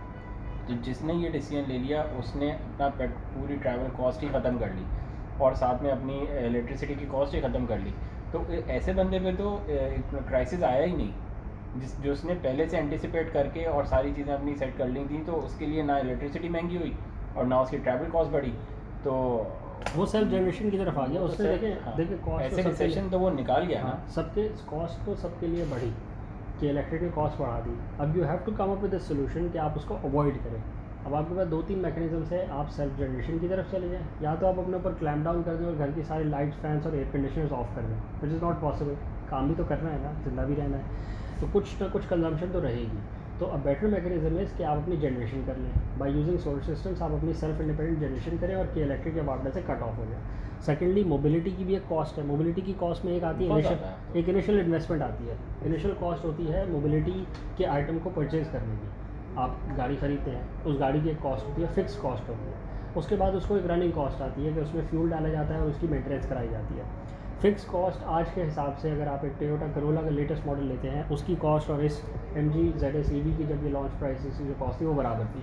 तो any how this was not out of the park, मतलब ऐसा प्राइस नहीं थी कि बहुत ज़्यादा थी तो आप अफोर्ड नहीं करते। जो बंदा वो गाड़ी अफोर्ड करता है वो ये भी अफोर्ड करता था। हुआ ये कि अब फ़र्क यहाँ पे आएगा कि रनिंग कॉस्ट में जो नॉर्मल पेट्रोल गाड़ी चलाएगा 10, 12, 14 की एवरेज वाली, वो बेचारा पीछे रह जाएगा in terms of savings compare to a person who is running electric cars. अच्छा, इसमें भी इन्वेस्टमेंट पर डिपेंड करता है। अगर आपके पास आपको और बड़ी गाड़ी चाहिए और अच्छी चाहिए तो आपके पास इलेक्ट्रिक में इससे ऊपर तो सारे ऑप्शंस अवेलेबल हैं।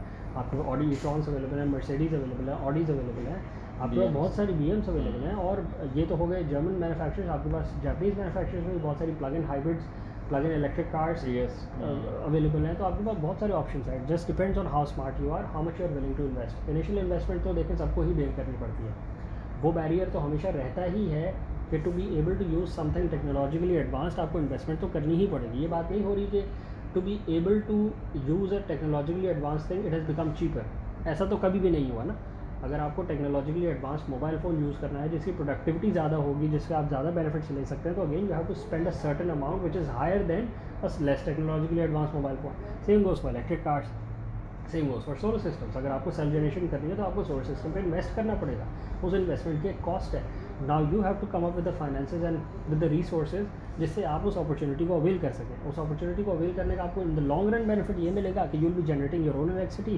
तो फिर जो एनर्जी क्राइसिस का जो इम्पैक्ट होगा वो आप पे कम से कम होगा। You will be able to focus on your work and you will be able to maintain your lifestyle in a stable fashion. Same goes for electric cars, they augment the stability of your lifestyle और they make sure कि आपकी जो cost of living है वो minimal रहे, वो as low as possible रहे इन the current possible times.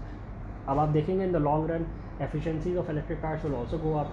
अभी इनमें battery banks, lithium ion based battery bank से जब नई बैटरी बैंक्स पर डेवलपमेंट हो जाएगी तो इनमें भी बैटरी बैंक्स अपग्रेड हो जाएंगे, तो इनकी भी जो रनिंग कॉस्ट है वो और कम हो जाएगी। तो टेक्नोलॉजी, इसका ये मकसद तो नहीं है ना कि आज हम MGZ CV ना लें ये कह के 10 साल बाद नई बैटरी आनी है तो जब वो वाली आएगी तब लेंगे, तो फिर 10 साल की जो रनिंग कॉस्ट है who will bear that? You as a consumer. हर वो बंदा जो रिलक्टेंट रहेगा टेक्नोलॉजी को एक्सेप्ट करने में और उसको यूटिलाइज़ करने में, अपनी कंजप्शन, अपनी कॉस्ट को कम करने में नुकसान उसी का होता है, टेक्नोलॉजी का नुकसान नहीं होता, क्योंकि there is a mass there are masses who are working on technological advancement and there are masses who are using the current technologically advanced products और उसको यूज़ कर रहे हैं अपने कंजम्पशन, अपने बिल्स, अपने एक्सपेंसेस को कम करने में। तो अगेन रिलक्टेंस और unacceptability on the part of the customer does not affect anybody except the customer only. तो बड़ी क्लियर सी बात है। कुछ और ऐड करेंगे आप इसमें? मेरे ख्याल है कि और अभी तो देखिए मास ट्रांसपोर्ट, ये देखें ये सारे ट्रक्स हैं पाकिस्तान में भी, आपके पास पुराने ट्रक्स चल रहे हैं वो डीजल वाले, देखिए ये इलेक्ट्रिक तो ट्रक्स। बड़ा टॉपिक है। अब ट्रक्स की तरफ तो अभी आए नहीं, बाहर शुरू हो रहा है। मर्सिडीज़ ने अपना ट्रक लॉन्च कर दिया और वो कह रहे हैं कि अभी हमने सिर्फ लॉन्च डेट भी नहीं दी और इतने ऑर्डर्स आ गए हैं कि हमें अपनी लॉन्च डेट देने की ज़रूरत ही नहीं है। पूरी ट्रकिंग इंडस्ट्री रेवोल्यूशनाइज हो जाएगी जब इलेक्ट्रीफाई हो जाएगी। आप कॉस्ट देखें कितनी नीचे आ जाएगी, बिल्कुल, और मुल्क की कॉस्ट कितनी नीचे आ जाएगी। आपकी इंडस्ट्री जो है, जिसको हम कह रहे थे कि वो कैप्टिव पावर की तरफ उनको गैस नहीं दी, उनको बैटरी बैंक्स लगा लेने चाहिए।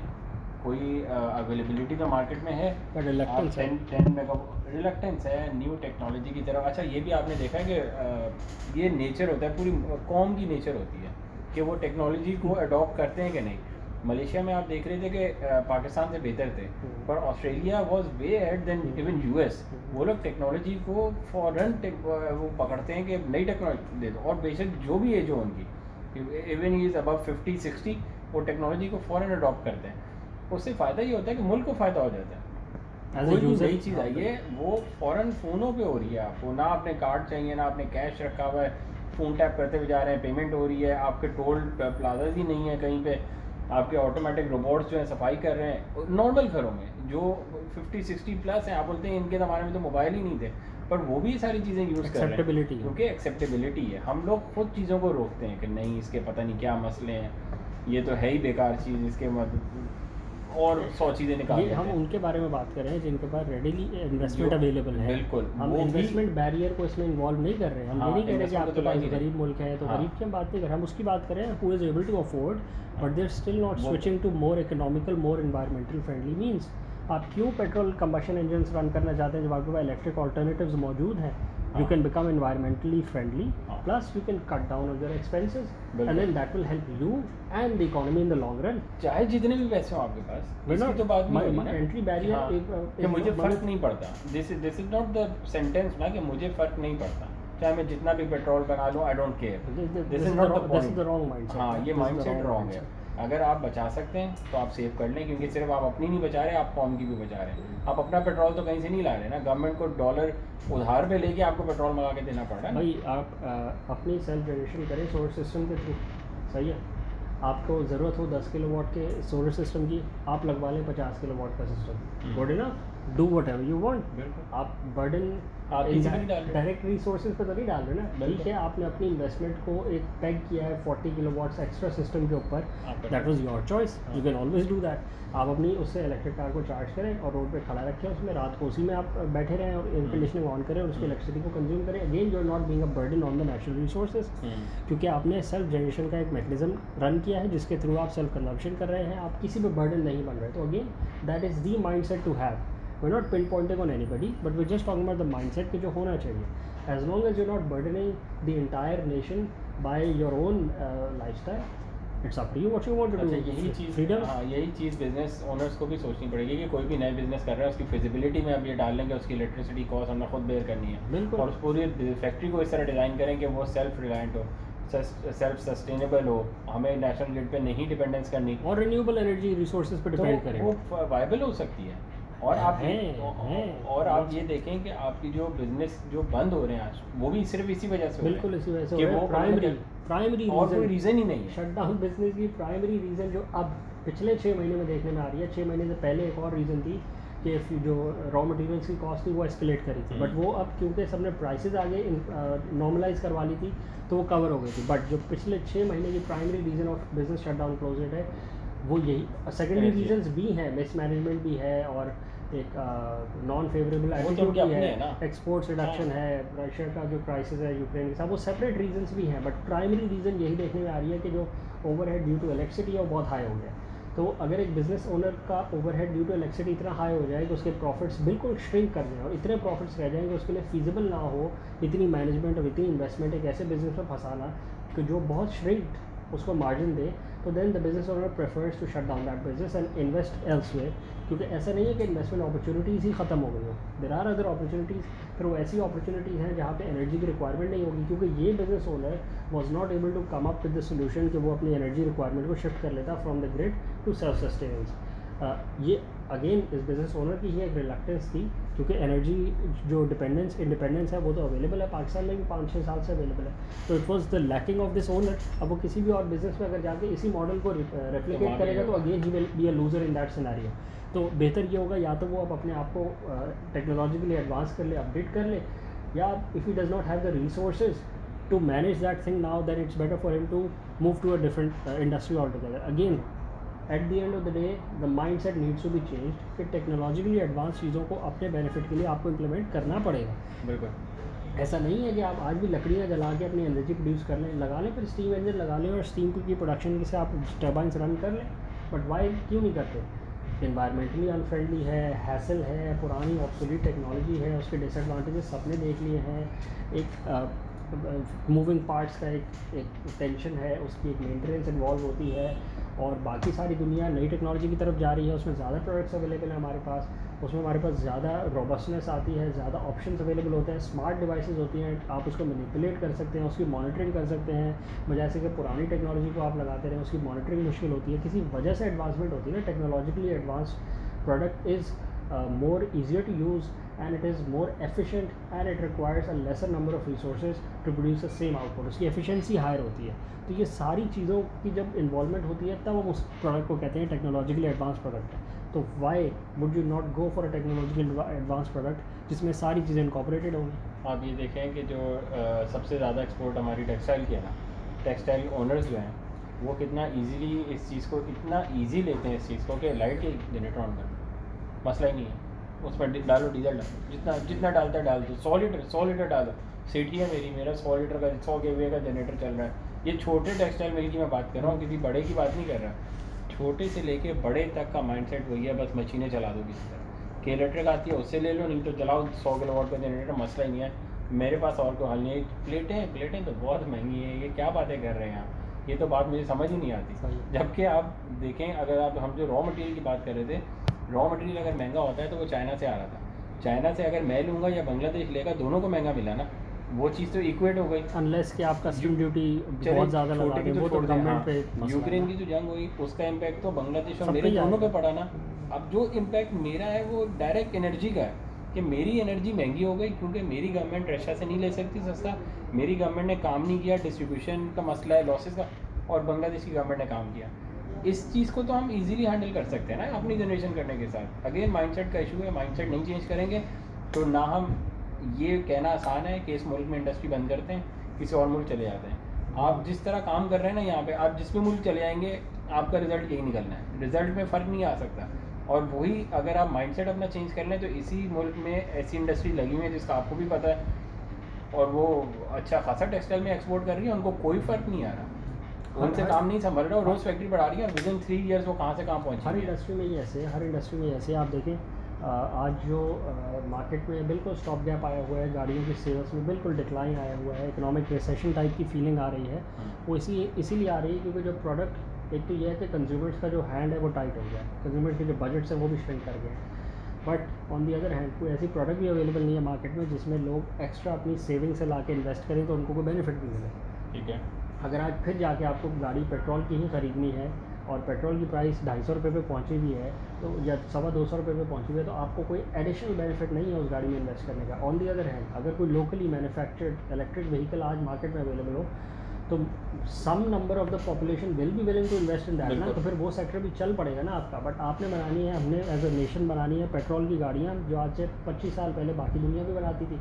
फिर उसके बाद बाकी दुनिया हाइब्रिड गाड़ियों की तरफ आई तो हमसे वो भी ना बनी, और आज बाकी दुनिया इलेक्ट्रिक गाड़ी बना रही है और हमसे वो भी ना बनी, और फिर हम चाहें कि हमारी इकॉनमी भी उसी तरह रन करे जैसे बाकी इकॉनमी हमारे ऑटोमोबाइल इंडस्ट्री भी चले चले, तो कैसे चलेगी? जबकि आज की जो डिमांड है, आज के दिन की जो डिमांड है वो इलेक्ट्रिक व्हीकल है, बट हमसे हाइब्रिड नहीं बनती, तो इलेक्ट्रिक बनाना तो हमारी दूर की बात, वो भी बनती इसलिए नहीं क्योंकि हमारी रिलक्टेंस है, कोई ऐसी अजूबा चीज़ नहीं है जो हम ना बनाते, तो हम वैसे भी बहुत थोड़ी चीज़ें हम असेंबल ही करते हैं ना, ज़्यादातर मेजॉरिटी तो हम असेंबल भी नहीं कर रहे हैं, उसको असेंबल करते हैं, मार्केट में अवेलेबल होती है। जो पुरानी पेट्रोल कार्स हैं ये सारी की सारी या मेजॉरिटी या इसका एक सर्टेन नंबर लोग छोड़ के शिफ्ट करते हैं इलेक्ट्रिक व्हीकल्स की तरफ, इकॉनमी का पहिया चलता, लोग सेल परचेज़ कर रहे होते हैं मार्केट में, बट क्योंकि मार्केट में ऐसी कोई प्रोडक्ट अवेलेबल ही नहीं है, तो जो 1.5 करोड़ की ई-ट्रॉन होती थी वो आज 4 करोड़ की सेल हो रही है, 3 करोड़ की सेल हो रही है, वजह वो ऐसे ओन मनी पे सेल हो रही है जैसे वो सोना हो गया, जबकि बजाय ऐसे कि वो सर्टेन नंबर को सोना बना दें, आप मार्केट में कैपेसिटी बिल्ड करें ना, मार्केट में उसी प्रोडक्ट के ज़्यादा नंबर्स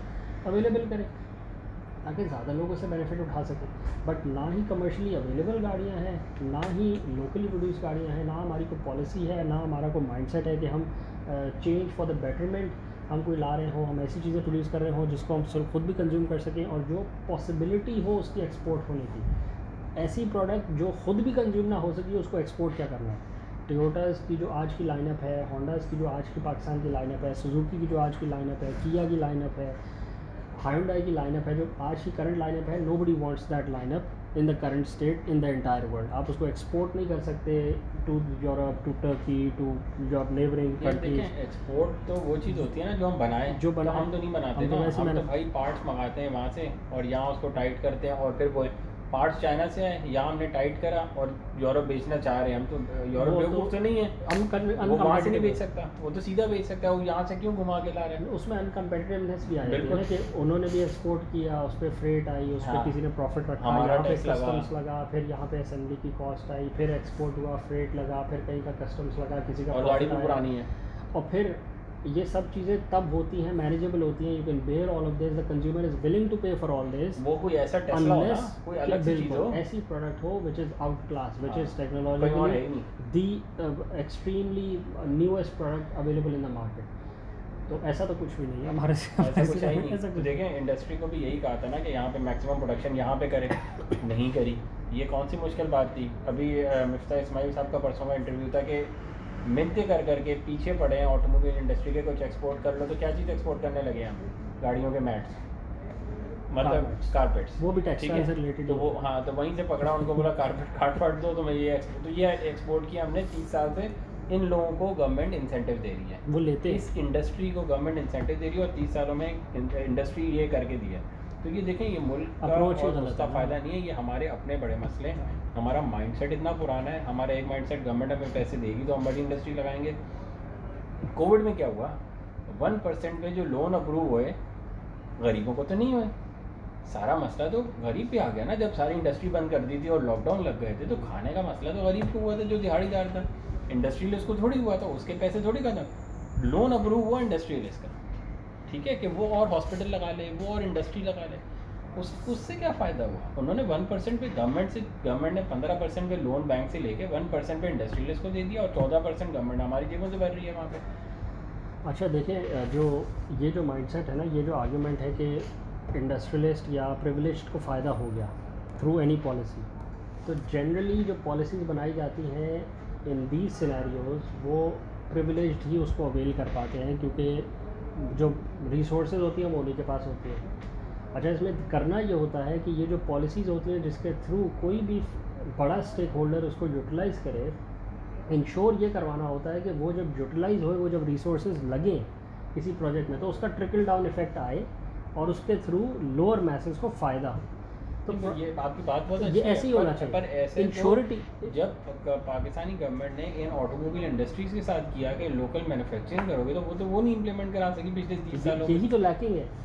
लैकिंग ये नहीं है कि आपने रिसोर्सेज को अवेलेबल कर दिया एट ईजियर फाइनेंसिंग, ये तो अच्छा किया आपने, बट गलत आपने ये किया कि उस पर कोई फॉलोअप नहीं रखा और उस पर कोई रेगुलेशन ऐसी नहीं रखी जो बाइंडिंग होती, जिसको आप इंश्योर करवा सकते हैं कि वो ऐसे प्रोजेक्ट्स में लगे जिससे ट्रिकल डाउन इफेक्ट आए और बाकी लोगों को भी फ़ायदा हो। जो आपने, क्योंकि अब आप जा के हर बंदे को छोटे अमाउंट्स भी देते हैं, ठीक है, उसकी ठीक है, तो fair enough। इंश्योरिटी, उसको भी तो इंश्योर करवाना होता है ना कि लोग लेके ना भाग जाए। ये खा के ख़त्म कर लें, फ़ायदा यूथ क्या हुआ? प्रोग्राम्स आते हैं, आसान लोन्स, बड़े नाम होते हैं ना, हर प्रोजेक्ट का नया नाम होता है। तो जब आप मैसेज को भी फंड करते हैं थ्रू इजी फाइनेंसिंग, उसमें भी इंश्योर ये करना होता है कि वो भी पैसे ना खा जाए या वो पैसे को गलत जगह इन्वेस्ट ना कर लें। तो उसमें भी एक फिजिबिलिटी आपको स्टडी जमा करानी पड़ती है, उसमें भी एक मैकेनिज्म होता है जिसके थ्रू आपका लोन अप्रूव होता है। तो दोनों लोन्स ठीक है, उनको भी इजी फाइनेंसिंग दें, इनको भी इजी फाइनेंसिंग दें, ताकि एक बिज़नेस कल्चर प्रमोट होए, लोग इन वेंचर्स को रन कर सकें। इंश्योर ये करना है कि दोनों वेंचर्स सक्सेसफुल हो, बेनिफिशियल फॉर द एनवायरनमेंट हो, बेनिफिशियल फॉर द इकॉनमी हो, और टेक्नोलॉजिकली एडवांस्ड हो, पुराने ज़माने के ना हो कि जिससे वो in another sense national resource पे बर्डन बन जाए। कोई बोले मुझे आज डीजल के जनसेट्स इंपोर्ट करने हैं, तो मुझे बहुत बड़ी अप्रूवल दी जाए कि मैं इतने सारे डीजल के जनसेट्स इंपोर्ट करूँ। तो उससे पूछा जाए कि क्या करना है, तो बोले मैंने इंडस्ट्री वालों को बेचने हैं। तो ऐसी अप्रूवल ना दे दी जाए कि जो ठीक है, फ्री इकॉनमी है, कोई कुछ भी इंपोर्ट कर सकता है, इंडस्ट्री की डिमांड भी हो सकती है कि हमें आज डीजल जनसेट्स चाहिए, बट यही तो काम है नेशनल स्टेक होल्डर का, गवर्नमेंट्स का, स्टेट का, कि वो पॉलिसी को ड्राइव करें, वो ऐसी पॉलिसी ड्राइव करें कि ऑल टुगेदर खुद ही अनकम्पेटिटिव हो जाए डीजल जेनसेट का seller as compare to a renewable energy production seller. बिल्कुल, ये गवर्नमेंट की पॉलिसी है, गवर्नमेंट का काम ही है कि वो ऐसी पॉलिसी जनरेट करे जिससे वो चीज़ें ऑटोमेटिकली डिस्करेज हो जाए, even in a free market, even in a free economy, और ये चीज़ें प्रमोट हो जाए ताकि लोग ऑटोमेटिकली अडॉप्ट करें और टेक्नोलॉजिकली एडवांस प्रोडक्ट्स की इम्प्लीमेंटेशन करें।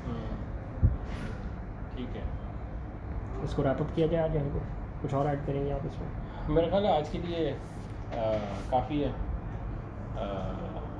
ठीक है, कोई और बात तो अगर आपके जहन में है तो आने वाले दिनों में और बातें कर करेंगे लें। इंशाल्लाह। हाँ, एनर्जी next इंडिपेंडेंस video पे भी बनाना बात करेंगे, एनर्जी मैनेजमेंट पे भी बात करेंगे, और पाकिस्तान की पॉलिसीज़ में क्या क्या बातें की जा सकती हैं, थोड़ी बहुत उस पर भी बात करेंगे। और देन एज अ कंज्यूमर हम क्या कर सकते हैं।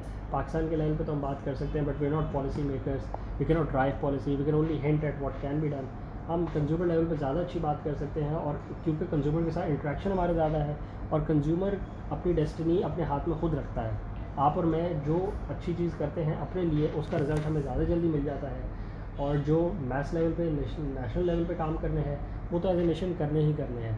तो इट्स बेटर कि हम पहले अपने एंड के काम भी साथ साथ लेके चलें, और वो चेंजेस लाते रहें अपने लाइफस्टाइल में, जिससे हमें इमीडिएट रिटर्न मिलता है।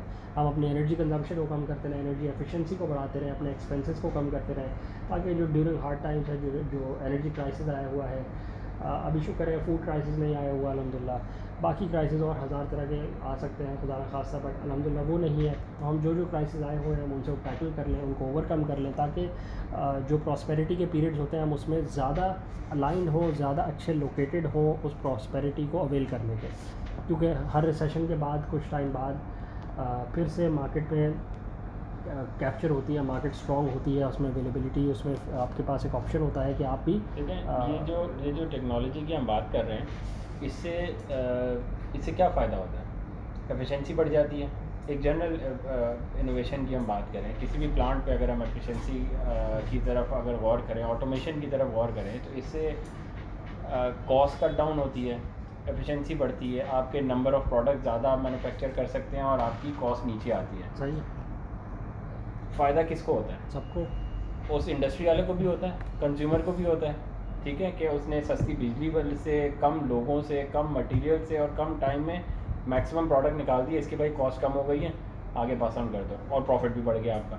इससे नुकसान किसी का नहीं है, पर हमें अपना माइंडसेट लाजमी चेंज करना पड़ेगा। हम जो 6 घंटे, 3 घंटे, 2 घंटे संडेज़ को, सैटरडेज़ को चाय वाले पे बैठ के इधर उधर हम बातें करते रहते हैं, माइंडसेट चेंज करें आपस में एक दूसरे का, कि हमें एनर्जी, चाय वाले पे बात कर लेते चाय हैं, वाले पे बैठ के बात ये वाली करें। हमने अपनी माइंडसेट चेंज करना है, इनोवेशन की तरफ जाना है, नई टेक्नोलॉजी को अडॉप्ट करना है, चाहे वो हमारी छोटी फैक्ट्रीज हों या बड़ी इंडस्ट्रीज़ हों, हमें हर जगह करना है। हमने छोटे से एक्सपीरियंस किया है ना, एक छोटी सी फार्मेसी पे भी आप कैश काउंटर में खुद बैठ सकते हैं जाके, या आप उसको ऑटोमेट कर सकते हैं सॉफ्टवेयर लगा के और मैकेनिज्म्स बना के। एक बहुत आसान सा तरीका है, हर बिजनेस में एक अपॉर्चुनिटी, हर बिजनेस में एक पूरा सेक्टर होता है कि जिसको टेक्नोलॉजिकली एडवांस करके आप उसके बेनिफिट्स को रीप कर सकते हैं। बिल्कुल। किसी भी रिटेल की इंडस्ट्री में अगर आप सॉफ्टवेयर्स को, इन्वेंट्री मैनेजमेंट को, पेरोल को, ह्यूमन रिसोर्स मैनेजमेंट को, टाइम अटेंडेंस, CCTV मॉनिटरिंग, इस तरह के हज़ार सेक्टर होते हैं हर रिटेल की इंडस्ट्री में। इसी तरह होलसेल के अपने पूरे सेक्टर्स हैं जिसको आप ऑटोमेट करके टेक्नोलॉजी को इन्वॉल्व करके आप उसके बेनिफिट्स रीड कर सकते मैन्युफैक्चरिंग के हैं। अलग हैं, फिर मैन्युफैक्चरिंग में चले जाएँ, सर्विसेज में चले जाएँ, लाइफ स्टॉक, बिल्कुल एग्रीकल्चर, बिल्कुल हर सेक्टर के अपने डायनामिक्स हैं, हर सेक्टर के अपने बेनिफिट्स हैं उसमें टेक्नोलॉजी को इन्वॉल्व करने के। पोल्ट्री मैनेजमेंट में अगर आप पुराने नॉन टेम्परेचर कंट्रोल शेड लगाते हैं तो उसके अपने डिसएडवांटेज है। उसका बेनिफिट आपको आज के दौर में ये हो सकता है, आप कह सकते हैं कि मुझे अभी इनिशियल कॉस्ट कम आती है, ठीक है, पर लॉन्ग रन में आप पीछे रह जाएंगे। उसका डिसएडवांटेज भी आपको ये है कि आपने टेक्नोलॉजी को इन्वॉल्व नहीं किया, तो इन द लॉन्ग रन आप डिसएडवांटेज हो जाएंगे।